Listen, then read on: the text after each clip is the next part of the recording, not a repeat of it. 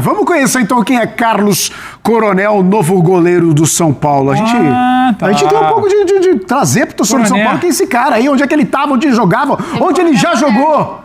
Olha só, tá com a bandeirinha do Paraguai, porque inclusive ele já serviu a seleção do Paraguai. São 33 jogos para ele em 2025, 10 sem sofrer gols e 43 gols sofridos. Você não vai lembrar dele porque ele não passou, basicamente, pelo futebol aqui do Brasil. A passagem dele é rápida ali, basicamente pela seleção, pela base do São Paulo.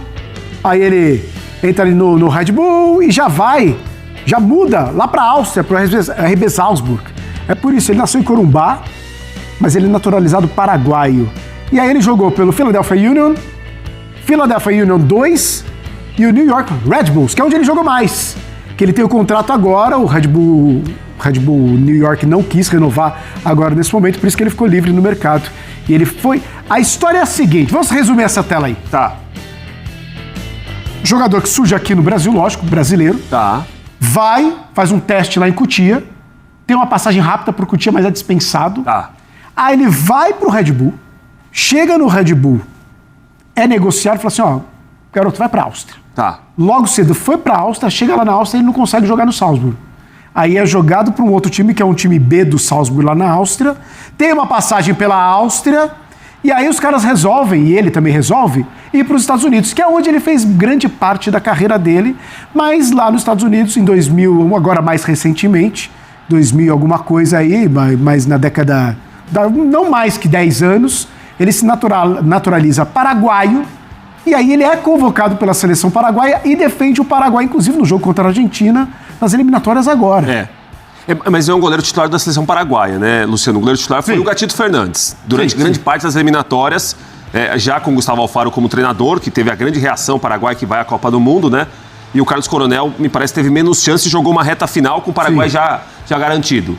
O São Paulo, o movimento do São Paulo de contratar um goleiro agora é precisar elevar o nível da concorrência do Rafael. O Jandrei não elevou esse nível. O Jandrei que vai ficar no Juventude esse ano, então me parece que assim, o Carlos Coronel vai ter condição, vai ter capacidade, vai ter recurso para fazer o Rafael, se precisar ter uma sombra um pouco maior, a contratação tem que ser assim. Sim. Porque se a sombra não aumentar, o São Paulo está gastando um goleiro que não vai jogar e não vai incomodar. O goleiro reserva tem que incomodar o titular em algum momento. Que se o titular não estiver bem, ele tem que olhar e falar o seguinte, se entrar o Carlos Coronel no gol, vai tomar conta. Ele é um goleiro desse nível? Você acha que é? Será? Porque assim, ele vem pro São Paulo também pra querer jogar. Sim. Você tá falando de Copa do Mundo. Sim, Copa do Mundo. Não é interessante pra ele ficar 6 meses, por exemplo, sem jogar. Né? Então, se o São Paulo conseguir, com a mudança, né? O Jandrei já estava fora no passado, saiu no segundo semestre, né? Mas vai ficar no Juventude agora. Se o Carlos Coronel elevar o nível da concorrência do Rafael, boa contratação. Eu acho que a contratação, ela faz sentido. Para não elevar o nível do Rafael, que é um bom goleiro e muito identificado com o São Paulo, me parece muito sério com o clube, muito profissional com o clube, mas não tem muito sentido a contratação.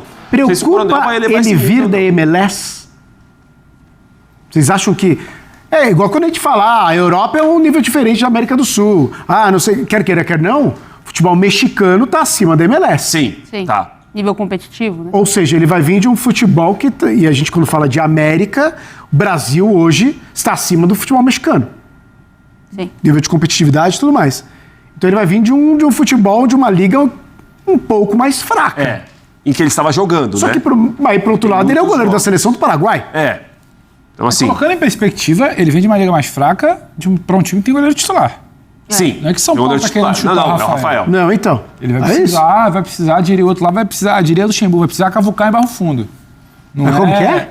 O Luxa fala, tem que cavucar em Barro Fundo. Isso aí. A missão é difícil. O Luxa falava. Eu aprendi muito, eu estou aprendendo muito hoje aqui. O F-Show, ele tem essa característica mesmo. A gente não gosta muito de guardar conhecimento, a gente procura compartilhar. É lindo. Nem sempre é um conhecimento útil, mas... mas uma hora dá para usar.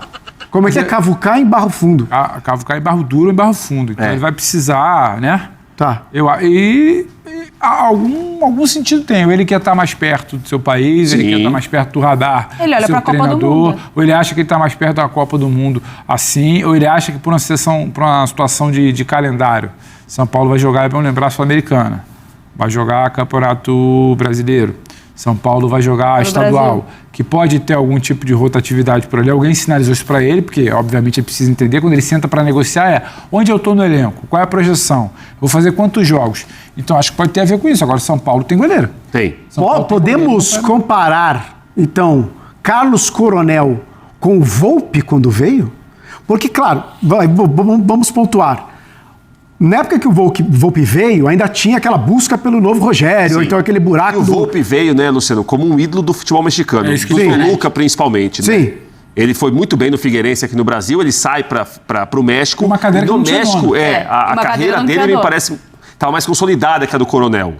Então, só que ele chega com Coronel o acho que grande mudou um público pouco mais, brasileiro, né? ainda não conhecia o Volpi, depois que ele veio para o São Paulo, porque o que acaba viralizando do Volpi é as defesas que ele fez no Toluca, Sim. defesas Alguns gols de magníficas, pênalti que ele narrações, fazia. alguns gols de pênalti. E aí a torcida aqui falou, mas quem é esse Thiago Volpi? Ele vem, tem a passagem pelo São Paulo, e agora tem gente já comparando o Carlos Coronel com a chegada do Volpi. Eu não, assim, só se for comparar a questão do desconhecimento do atleta, porque tecnicamente eu não sei.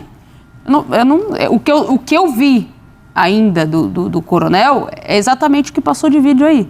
Melhores momentos, DVD, é maravilhoso.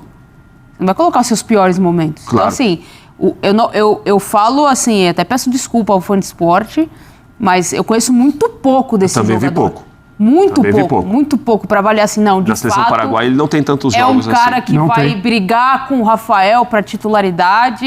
Eu tô muito assim na linha do que o Pedro falou. Para ele ter assinado um contrato, entendendo que ele estaria mais próximo à Copa do Mundo vindo para o São Paulo, é porque falaram que vai ter algum momento em que ele vai poder jogar nesse calendário maluco que é o futebol brasileiro.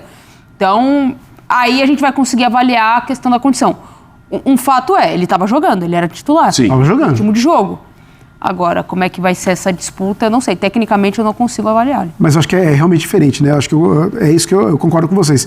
O Volpi tinha um caminho trilhado no México como ídolo lá E e tudo mais, que conheciam é ele do diferente. Figueirense. Assim, ele teve uma passagem. Sim, teve uma passagem Brasil, assim. né? sim, Você muito O Carlos consegue- Coronel não tem uma passagem aqui no Muito Brasil. boa, né? Muito bom no Figueirense. A passagem dele aqui no Brasil não existe, o Carlos Coronel. É muito, muito pouco na base e só. O que um goleiro precisa ter para ser bom, Rafael Pratos? Bom, aí tem muita coisa. Tecnicamente tem que ser muito bom, agilidade, saída de gol, reflexo. Acho que o Rafael tem muito disso, né? Além da identificação do Rafael com o São Paulo. Então, assim, mas vocês falaram muito bem. É um goleiro que está no radar da seleção paraguaia, que certamente está olhando para a Copa do Mundo, em que ele deve estar presente, e que ele chega ao Brasil, se não para jogar todas, para jogar um pouco mais, ou para jogar algumas vezes. Né? Ele não viria ao Brasil, além de ser uma grande liga, para um grande clube como é o São Paulo, que ele acertou, para ficar 6 meses esperando convocação. Seria interessante para ele. Por Tem mais jogado. que talvez o contrato, não sei se da MLS era mais interessante ou pior que o do São Paulo. Parece Então, que não assim, houve interesse na renovação, por para parte do Red Bull. continuar. Então. Ah. São Paulo é a segunda contratação do São Paulo para 26, né, Luciano? A do Danielzinho eu acho que é muito interessante. Sim, muito boa. O Danielzinho foi muito bem no Mirassol. E o Coronel a gente está olhando que vai chegar para ser sombra do Rafael. Veremos se o Coronel, com o decorrer dos jogos, trabalhando no São Paulo, muda um pouco esse patamar de que ele vai chegar para ser reserva. Não, vai chegar para incomodar o titular. Chegar para incomodar o titular, São Paulo contratou bem. E Breno Lopes, hein, Pedro? Breno Lopes, qual que é a quantia? 2 milhões de salário? De salário? Quanto? Opa, quanto que é? Não, 2 milhões de contrato dele. Eu não sei quanto que o Fortaleza paga Transferência com- o salário vai dele, pagar porque o pelo amor de Fortaleza, Deus, né? Não, com todo respeito ao Breno Lopes. Famosa composição de grupo. O Breno Lopes hoje é um jogador para compor grupo. Porque se o São Paulo está pensando... O Breno, quando já fez... O Breno, autor de gol de final de Libertadores, já era um cara de composição de grupo. Sim. O Breno de Fortaleza não era exatamente a principal referência técnica do Fortaleza. O Breno para São Paulo, ele tem muito mais a ver com composição de grupo do que eu achar que ele vai fazer alguma coisa muito diferente disso. São Paulo tem jogadores, São Paulo, inclusive, eu acho que vai mirar outro tipo de jogador. Agora, o Breno Lopes não é nada além disso, Luciano. Interessante, se esforça, tem suas qualidades, mas é um cara para compor grupo. Não é um cara que o São Paulo está contratando o Breno Lopes, essa grande reserva técnica do clube para a disputa desse primeiro semestre de início de brasileiro e sul-americano. Não é por aí. Então nenhum movimento do São Paulo é feito eu até acho que- agora. O torcedor do São Paulino Danielzinho, eu vai acho que tem passar um bola ano pra aí e jogar. vai Danielzinho, eu acho que ele tem O Danielzinho condições. acho que tem bola pra jogar. Hoje. A situação do São Paulo, o amigo lá, o fã do esporte, que mandou um vídeo pra gente, falou, tem que falar do São Paulo, informação do São Paulo. São Paulo tem que se preocupar muito fora de campo, Isso sim. porque o que Isso acontece tem fora de razão. campo impede São Paulo de dar voos mais altos. A instituição São passa Paulo por uma não é. crise São gravíssima. Paulo não vai ter a movimentação de mercado que outros times vão ter. São Paulo precisa primeiro entender quem vai comandá-lo fora de campo até, ponto de vista diretivo ano que vem, que tipo de dinheiro vai existir, que baque ele vai tomar do ponto de vista de a mexida ali que pode acontecer por conta dessas investigações que estão em curso, para achar que vai chegar aqui e falar que São Paulo vai ter uma excelente movimentação na janela. Vai ser isso aí. O perfil de busca no mercado para essa janela vai ser esse aí. A concentração está muito fora de campo também para tentar acalmar um pouco de um time que não vem bem do ponto de vista financeiro, não tem reserva para hoje virar e falar que vai fazer uma institucional é muito grave. A situação de São Paulo é complicadíssima, Luciano. Que bom que ele está podendo se movimentar para nomes de composição de elenco. Ô, Luciano, só rapidamente dar um alô aqui. A Michele Silva, grande, excelente companheira de trabalho que eu tenho, trabalha no Rio de Janeiro. A Michele falou sobre o Marlon Freitas, que a gente comentava há instantes, que ele tem contrato com o Botafogo até o final de 26. Aí. Que talvez seria interessante o Botafogo estaria ou poderia abrir negociações, porque ele pode assinar um contrato no meio do ano. Então o Botafogo é aquela história, lucra melhor agora Freitas, lucrando. que às vezes perde um jogador que ficaria no clube. Ela que me lembrou, o contrato do Marlon Freitas até o final de 26. Talvez o Botafogo esteja a explicação que o Pedro Ivo falou, que olha, estão procurando o Botafogo porque o Botafogo sinalizou que talvez possa negociar. Pode ser por isso, contrato... Tem notícia aqui, ó. A última janela que o Botafogo pode negociar o Marlon é essa. A próxima ele já apareceu Próxima é de graça. Então, Ô, Marcelo, qual que é a informação aí? O Vene Casagrande colocou lá 5 milhões de euros e quantos anos? 3 anos de contrato. Pra quem? A do Palmeiras pelo Marlon? Pro Marlon. eu acho que 5 milhões de euros a gente está falando aí em mais de 30 milhões de reais. Mais ou menos isso Cerca aí. de 35 milhões. 35 milhões de reais. Aí, olha... Um cara que No você, mercado um cara que talvez... nacional? Então- Pro cara que você não faz mais negócio com ele a partir do meio Qual a do ano, idade do porque- Marlon Freitas? 3, ele tem 30. 30? Tem 30. 30 fechado. Então assim... Até os 33. você tem leituras A se diferentes. lamentar pro torcedor botafoguense, mas é uma negociação que faz sentido do Também ponto de acho que é uma vista pena. mercadológico, digamos. Às vezes o planejamento é você colocar uma nova direção pro teu time, dar um ar ali pro seu time, e aí entendem que alguns jogadores estão mais pro fim de ciclo dentro do clube do que outros. É um valor, 30 milhões de reais, 35 milhões de reais mais ou menos. Ok. Pra não perder de graça? Fã de esportes, ô Rafael Pratos, prepare sua sunga de crochê, porque a gente vai para um rápido intervalo. Na volta, a gente vai lá pro Rio de Janeiro. Rio de Janeiro, Pedro! O quê? A gente vai falar de alguém, de algum clube, ou vai chamar alguém lá? A gente vai chamar alguém lá. 5 de dezembro, que Mas quando vai assim, complicou. Prepare sua sunga de crochê, Rafael Pratos. Que cor é essa sunga de crochê? Tá em alta, hein? O que é? A sunga de crochê? Sim. Que cor? Com forro ou sem forro? Branca. Tem forro? Não, com forro. Branca de crochê com forro, eu tenho dúvidas. hein? Eu tenho dúvida também. Rafael Mas com Prates. forro não pinica? Um pouco. Mas depois acostuma. Já voltamos. O interesse do São Paulo em Breno Lopes não surge por acaso e precisa ser entendido dentro de um contexto mais amplo de reconstrução esportiva. O clube encerrou a última temporada com claros problemas ofensivos, não apenas pela queda de rendimento coletivo, mas principalmente pelas sucessivas lesões que desmontaram o setor de ataque. A ausência prolongada de Caleri, somada aos problemas físicos de André Silva e do jovem Ryan Francisco, deixou Hernan Crespo praticamente sem opções naturais de centroavante e atacantes de velocidade em momentos decisivos. Esse cenário obrigou o treinador a improvisações e expôs uma fragilidade estrutural do elenco. Luciano e Tapia terminaram o ano como titulares mais por necessidade do que por planejamento inicial. Internamente, a avaliação é clara. O São Paulo precisa aumentar a concorrência no ataque, trazer jogadores prontos e reduzir a dependência de soluções improvisadas. É nesse ponto que o nome de Breno Lopes entra em pauta. Bicampeão da Libertadores pelo Palmeiras, o atacante carrega no currículo experiência em jogos grandes, pressão de torcida e decisões continentais. Para a parte da diretoria e da comissão técnica, esse perfil pesa muito em um momento em que o São Paulo busca recuperar protagonismo e estabilidade emocional dentro de campo. Por outro lado, a cautela. O Fortaleza, rebaixado no Brasileirão Betano, vê no jogador uma oportunidade de aliviar a folha salarial e gerar receita, mas não pretende liberá-lo facilmente. O contrato até 2028 dá margem para o clube nordestino negociar com firmeza, e a pedida salarial do atleta foi considerada elevada pelo tricolor paulista. Esse é, hoje, o principal entrave para qualquer avanço concreto. O São Paulo, que ainda não anunciou reforços nesta janela, trabalha com extrema prudência financeira. A diretoria sabe que o momento político do clube exige responsabilidade. Qualquer erro no mercado pode virar munição para críticas ainda mais fortes da torcida e dos conselheiros. Por isso, todas as negociações seguem em estágio de sondagem, análise e estudo de viabilidade. Além disso, o tricolor não olha apenas para Breno Lopes. O mercado está sendo monitorado de forma ampla. O interesse em Marlon, do Botafogo, segue vivo, assim como a consulta feita por Gustavo Scarpa junto ao Atlético Mineiro. Isso mostra que o clube busca não apenas um nome, mas soluções para setores distintos do elenco, tentando montar um time mais equilibrado para 2026. A concorrência também é um fator relevante.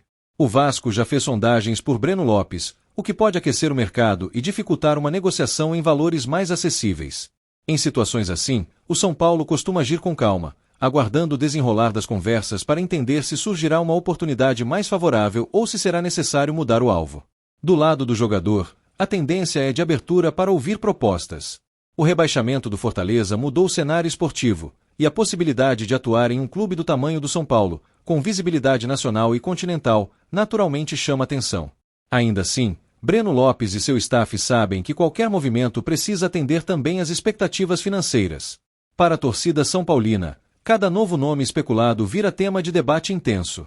Parte vê em Breno Lopes um jogador decisivo, acostumado a finais e jogos grandes. Outros questionam se ele seria a solução ideal para os problemas ofensivos do time ou apenas mais uma aposta cara em um mercado inflacionado. O fato é que o São Paulo não pode errar. A temporada passada deixou marcas profundas, e a cobrança por resultados imediatos será enorme em 2026. Reforçar o ataque não é apenas uma necessidade técnica, mas uma resposta direta à torcida, que exige competitividade, ambição e planejamento claro. Nos próximos dias, a tendência é que o cenário fique mais definido. Ou o São Paulo encontrará uma forma criativa de avançar na negociação por Breno Lopes, ou partirá para outros nomes no mercado. O que está claro é que o clube se movimenta, avalia opções e tenta, aos poucos, reconstruir um elenco capaz de devolver confiança ao torcedor. E agora fica a pergunta que movimenta as redes e as arquibancadas. Breno Lopes é o nome certo para vestir a camisa do São Paulo e resolver o ataque? Ou o tricolor deveria apostar em outro perfil, talvez mais jovem ou mais barato? A torcida, como sempre, terá papel fundamental nessa discussão.